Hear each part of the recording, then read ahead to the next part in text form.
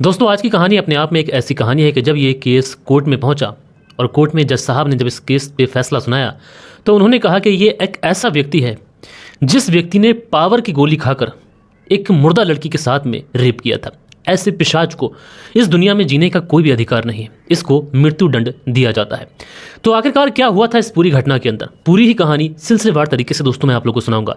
लेकिन आप लोगों से रिक्वेस्ट है हमेशा की तरह कि आप लोग चैनल पर अगर पहली बार आए हैं तो इस चैनल को सब्सक्राइब करें, बेल आइकन को प्रेस करें ताकि आने वाली हर वीडियोज़ की नोटिफिकेशन आप लोग को रेगुलर बेसिस पर मिल सके। तो चलते हैं दोस्तों, सीधा सीधा इस कहानी का रुख करते हैं। बात करूँ दोस्तों अगर मैं आज की इस कहानी की, तो आज की इस कहानी की शुरुआत होती है 11 अप्रैल साल 2021 झारखंड का टाटा नगर, और यहीं पर एक रोड पड़ता है तीस्ता रोड, और इसी तीस्ता रोड पर एक मकान है, मकान नंबर 99। बात कर रहा हूँ 11 अप्रैल साल 2021 की रात 9 बजे के आसपास। जो घर के मुखिया दीपक कुमार हैं, इनकी पत्नी और इनकी 2 बेटियां, साथ के साथ में दीपक कुमार का साला आनंद इस घर के अंदर मटन पार्टी का लुत्फ उठा रहे हैं। थोड़ी ही देर मटन पार्टी जब होती है तो उसके बाद में साला आनंद जो होता है ये कहता हुआ उठता है कि वाह जीजा जी, आज तो मज़ा ही आ गया, मटन बहुत अच्छा बना था और कल से नवरात्रि शुरू होने वाले हैं तो उसके बाद में मटन ये सारी चीज़ तो बंद ही हो जाएगी। तो उसके बाद में दीपक कुमार हंसते हुए कहते हैं कि इसीलिए तो आज ही के दिन पार्टी की है। उसके बाद में जो साला आनंद होता है ये चला जाता है। अब दीपक कुमार, उनकी पत्नी और घर के अंदर उनकी 2 बेटियां बची हुई थी। तो सबको सुबह बच्चों को स्कूल जाना था, दीपक कुमार को ऑफिस जाना था, इसलिए सब अपने अपने कमरों में सोने के लिए चले जाते हैं। दीपक कुमार की दोनों ही बेटियां अपने कमरे में जाकर सो जाती हैं। दीपक कुमार अपनी पत्नी के साथ में अपने बेडरूम में सो जाते हैं। लेकिन दोस्तों जैसे ही रात के 12 बजे के आसपास का समय होता है, दीपक कुमार की आंख खुलती है। दीपक कुमार की जब आंख खुलती है तो ये अपनी पत्नी की तरफ एक निगाह देखते हैं। पत्नी की तरफ जब देखते हैं तो उसके बाद में उनके सर को सहराने लगते हैं, काफ़ी ज़्यादा प्यार करते हैं और उसके बाद में वहाँ से उठते हैं। उठने के बाद में जो बाहर लॉबी का एरिया रहता है, अंधेरे में ही एक बैग के अंदर कुछ ढूंढने लगते हैं। थोड़ी ही देर के बाद में वो हल्के हल्के बोलते हुए कहते हैं कि हाँ ठीक है, इससे तो काम हो ही जाएगा, और उसके बाद में ये अपने बेडरूम के अंदर आ जाते हैं। दरअसल जिस चीज़ के बारे में इन्होंने कहा था कि इससे तो काम हो जाएगा, वो कोई और चीज़ नहीं थी बल्कि एक हथौड़ा था। उसके बाद में दीपक उसी हथौड़े को 3 बार प्रणाम करता है और उसके बाद में एक के बाद एक 3 बार ये हथौड़े से अपनी पत्नी वीना के ऊपर प्रहार करता है। वीना के जिस्म पर जब हथौड़े से प्रहार होता है तो वीना चीखने लगती है। जैसे ही वो चीखती है तो ये जो व्यक्ति दीपक था ये अपनी पत्नी वीना के मुंह पर तकिया रख देता है, एंड तकिया रखने के बाद भी ये कई सारे हथौड़ों से वार करता है और उसके बाद में खून से लथपथ उसकी जो पत्नी वीना होती है ये वहीं पर तड़प तड़प कर उसकी मौत हो जाती है। उसके बाद में दीपक कुमार उठता है। उठने के बाद में बाहर जाकर जो एरिया था बैठने का, उसमें सोफे पर बैठता है। थोड़ी देर तक तो आराम करता है, लेकिन इसी बीच में इसके जहन में अपनी दोनों बच्चियों का चेहरा घूमने लगता है। उसके बाद में ये अपने दोनों बच्चों के रूम के अंदर जाता है। बड़ी बेटी जिसकी उम्र 14 साल के आसपास थी, नाम था उसका श्रावणी। श्रावणी के पहले तो उसके हथौड़े से मारकर हत्या करता है, लेकिन अपनी इस बड़ी बहन को रोते हुए तड़पते हुए मौत के घाट उतरते हुए छोटी बेटी 8 साल की थी जिसका नाम शाणवी था, वो देख रही थी। अब दीपक जब अपनी छोटी बेटी को देखता है तो उसको भी मौत के घाट उतार देता है।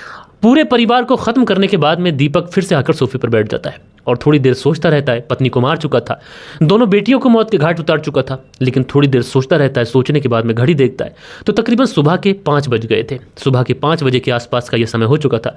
तो दीपक है वो कहता है कि आज तो बहुत ज़्यादा लेट हो गया, तो ऐसा है नहा लेता हूँ और नहाकर जल्दी जल्दी पूजा पाठ कर लेता हूँ। उसके बाद में दीपक कुमार पूजा पाठ करता है और तकरीबन सुबह के 7 बजे के आसपास का समय हो जाता है। सुबह 7 बजे उठता है। उठने के बाद में ये अपनी बुलेट मोटरसाइकिल निकालता है और उसके बाद में ये अपने साले आनंद के घर पे पहुंचता है। आनंद के घर पे पहुंचता है, वहाँ पर थोड़ी देर रुकता है, वापस आता है और वापस आने के बाद में ये अपने दोस्त रोशन को कॉल करता है। रोशन को कॉल करने के बाद में कहता है कि यार आज तुम घर आ जाना, दरअसल हम लोग लंच साथ में ही करेंगे।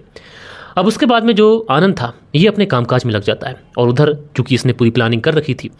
लेकिन दोस्तों जैसे ही थोड़ा सा समय और गुजरता है, अचानक से इस घर के बाहर से एक आवाज़ आती है। ये आवाज़ किसी और की नहीं थी बल्कि रिया घोष, जिसकी उम्र 21 साल के आसपास थी। वो इसी आनंद के जो दोनों बच्चियाँ थीं, जो दीपक थी इसकी जो दोनों बच्चियाँ थीं, जिसका नाम श्रावणी था और शाणवी था, इन दोनों की कोचिंग टीचर थी और अक्सर इन्हें स्कूल भी लेके जाया करती थी। रिया घोष दरबार से बाहर से आवाज़ देती है, श्रावणी बेटा, शाणवी बेटा।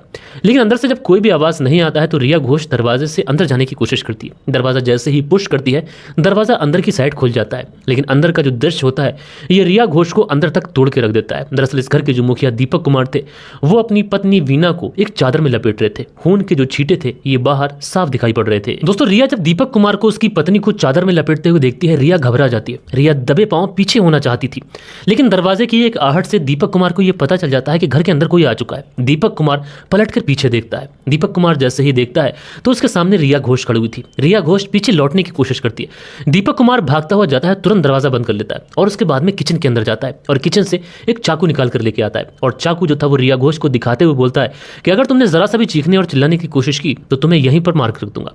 अब रिया घोष डर जाती है, सहम जाती है। उसके बाद दीपक कुमार इस रिया घोष को उसी बेडरूम के अंदर लेके जाता है जिस बेडरूम के अंदर उसकी पत्नी वीना की डेड बॉडी पड़ी हुई थी। बेडरूम के अंदर लेके जाता है, बाकायदा उसको वहां पर जो बेड था उस पर बैठाता है और बेड पर बैठाने के बाद में उसके हाथ और पांव टेप से बहुत ही बुरी तरीके से बांध देता है और उसके बाद में उसी बेड पर उसको लिटाकर और उसके मुंह पर तकिया रखकर जब तक दबाता है कि जब तक रिया घोष की मौत नहीं हो जाती है। दोस्तों, जब रिया घोष की मौत हो जाती है तो उसके बाद में दीपक कुमार रिया घोष की डेड बॉडी को बाहर खचेड़ के लेके जाता होता है। लेकिन उसी समय चूंकि डेड बॉडी थी, खचड़ रही थी, तो रिया घोष की जो जींस की पैंट थी वो थोड़ा सा नीचे हो जाती है। अब जैसे ही पैंट नीचे होती है और रिया घोष जब उसको इस हालत में ये दीपक कुमार देखता है तो उसकी नीयत खराब हो जाती है। एक डेड बॉडी पर ये अपनी नीयत खराब कर चुका था। उसके बाद में रिया घोष की डेड बॉडी को ये वहीं पर छोड़ता है, अलमारी से पावर की एक टैबलेट निकालता है और उसके बाद में उस पावर की टैबलेट को खाता है और उसके बाद में रिया घोष जो कि मर चुकी थी उसी का जोर जबरदस्ती यूं कहें कि डेड बॉडी के साथ में बड़ी ही बेरहमी के साथ में पावर की टैबलेट खाकर उसका रेप करता है। उसके बाद में उसकी डेड बॉडी को वहीं पर रखता है और वापस से बाथरूम जाता है, नहाता है, कपड़े चेंज करता है और आकर हॉल में बैठ जाता है। थोड़ी देर बैठा रहता है, बैठने के बाद में झुंझलाते हुए बोलता है कि मारना तो दो को था लेकिन सभी मर चुके हैं, क्या फर्क पड़ता है, अब उसको भी मारूंगा। इतना कहने के बाद में ये उठता है और उसके बाद में कहता है कि इस डेड बॉडी का क्या करूं, रिया की डेड बॉडी का। अगर जो रोशन उसका दोस्त था जिसे उसने लंच के लिए बुलाया था, अगर वो आ गया और उसने रिया की डेड बॉडी को देख लिया तो अनर्थ हो जाएगा। इसलिए अब ये रिया की डेड बॉडी के जो हाथ पांव थे वो हाथ पांव मोड़कर जो बेड वाला बॉक्स था उसी बेड के उस बॉक्स में अंदर पैक कर देता है। लेकिन दोस्तों यहाँ पर बड़े सवाल थे कि पहले इस दीपक कुमार ने अपनी पत्नी की हत्या की, उसके बाद में इसने अपनी दोनों बेटियों की हत्या की, उसके बाद ट्यूशन टीचर आई तो उसकी भी हत्या की, उसका रेप किया, बाद में उसकी डेड बॉडी को बिस्तर के अंदर छुपा दिया। लेकिन उसके बाद भी दीपक ने अपने दोस्त रोशन को आखिरकार लंच के लिए क्यों बुलाया था, ये अहम सवाल थे जो आप लोग को आगे इस वीडियो में हल्के हल्के क्लियर होते चले जाएंगे। दोस्तों, उसके बाद में इसी 11 अप्रैल साल 2021 के दिन दोपहर के तकरीबन 2 बजे के आसपास का समय हो जाता है और 2 बजे अचानक से इस घर का डोरबेल बजता है। दीपक कुमार को लगता है कि शायद जो उसका दोस्त रोशन है वो आ चुका है। दीपक कुमार दरवाजा खोलता है, जब तक उसने इस घर के अंदर सब कुछ सेट कर दिया था। उसके बाद में जब ये दरवाज़ा खोलता है तो दरवाज़ा खोलने के बाद में ये थोड़ा सकपका जाता है। दरअसल इसने रोशन को ही अकेले बुलाया था खाने के लिए, लेकिन यहाँ पर रोशन की पत्नी मोनी और उसकी 1 साल की बेटी आराध्या और रोशन का साला अंकित भी आया था। अब ऐसे में जो दीपक कुमार था ये कहता है कि अरे तुम लोग आ गए, चलो बैठो, मैं खाने का इंतजाम करता हूँ। वैसे भी जो घर के सारे लोग हैं ये सारे लोग रांची गए हुए हैं। उसके बाद में ये सारे लोग घर के अंदर आ जाते हैं। उसके बाद में रोशन और मोनी जो थे, जो रोशन की पत्नी मोनी थी, ये उस 1 साल की बच्ची आराध्या का डायपर बदलने के लिए दूसरे कमरे में चले जाते हैं और जो साला अंकित था ये वहीं हॉल में बैठकर गेम खेलने लगता है। अब जैसे ही अंकित जो था रोशन का साला वो गेम खेल रहा था, इसी बीच में दीपक कुमार हथौड़े से अंकित के ऊपर वार कर देता है। अंकित के सर पर जैसे ही हथौड़ा पिलता है अंकित चीखने लगता है, बचाओ बचाओ, मामा ने मुझे मार दिया। अब ये सुनकर जो रोशन था, उसकी पत्नी मोनी थी और जो 1 साल की बच्ची आराध्या थी, उसको लेकर ये लोग तुरंत उस हॉल वाले कमरे में आते हैं जहां पर अंकित बैठा हुआ था। और उसके बाद में जैसे ही दीपक अंकित को मारता है और रोशन जब उस जो हॉल में आता है तो रोशन के ऊपर भी हथौड़े से वार कर देता है। अब जो मोनी थी ये अपनी 1 साल की बच्ची आराध्या को लेकर घर के बाहर भागती है और बाहर भागने के बाद में ये जोर जोर से आवाज़ लगाने लगती है, बचाओ बचाओ, जो दीपक कुमार है उसने मेरे पति और मेरे भाई को जान से मार दिया है। दोस्तों, रोशन की पत्नी मोनी जब घर के बाहर इस तरीके से आवाज़ लगाती है तो देखते ही देखते घर के बाहर लोगों का मजमा इकट्ठा हो जाता है। लोग इकट्ठा हो जाते हैं, लेकिन उसी बीच में रोशन और रोशन का साला अंकित खून से लहूलुहान बाहर आ जाते हैं, रोने लगते हैं।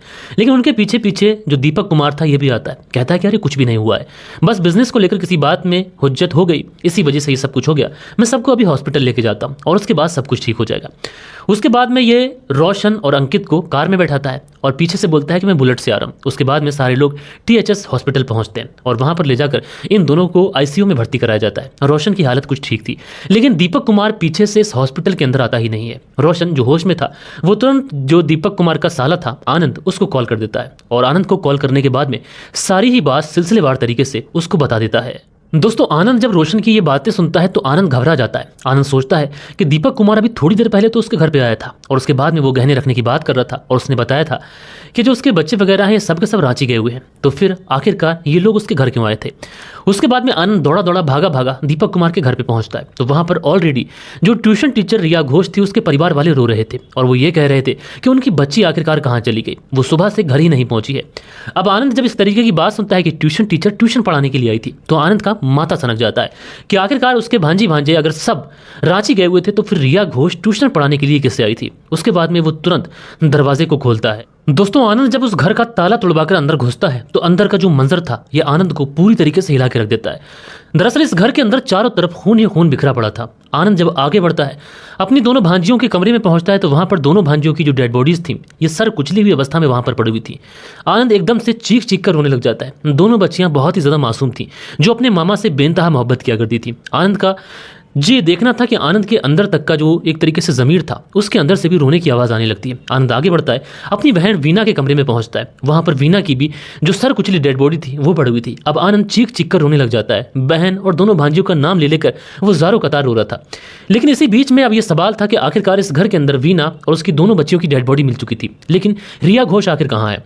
उसके बाद में रिया घोष का जो बैग था वो इसी घर के अंदर मिला था। लिहाजा आनंद अब इस घर के अंदर नजर दौड़ाता है तो आनंद की नजर सामने एक गद्दे पर पड़ती है जिस गद्दे पर खून के कुछ छींटे लगे हुए थे।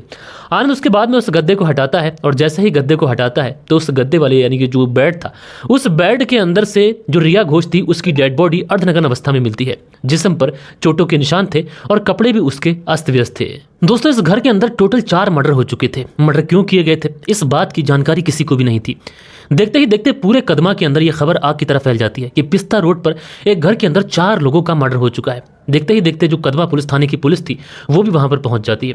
पूरे पिस्ता के अंदर, पूरे इलाके के अंदर सनसनी मच चुकी थी। देखते ही देखते जो एक सुनहार था वो भी दौड़ा दौड़ा भागा भागा वहां पर पहुंचता है और पहुंचने के बाद में एक सांस में वो पुलिस अफसर के सामने कहता है कि साहब, सुबह सुबह दीपक उनके पास आया था और उसके पास में 300 ग्राम सोने की ज्वेलरी थी और वो सोने की ज्वेलरी को बेचना चाहता था। मैंने उससे पूछा भी कि इतना सुबह ही आखिरकार तुम जेवर बेचने क्यों आ गए, तो उसने मुझसे कहा था कि दरअसल मैंने एक जमीन खरीदी है और अर्जेंटली मुझे उसके पैसे देने हैं।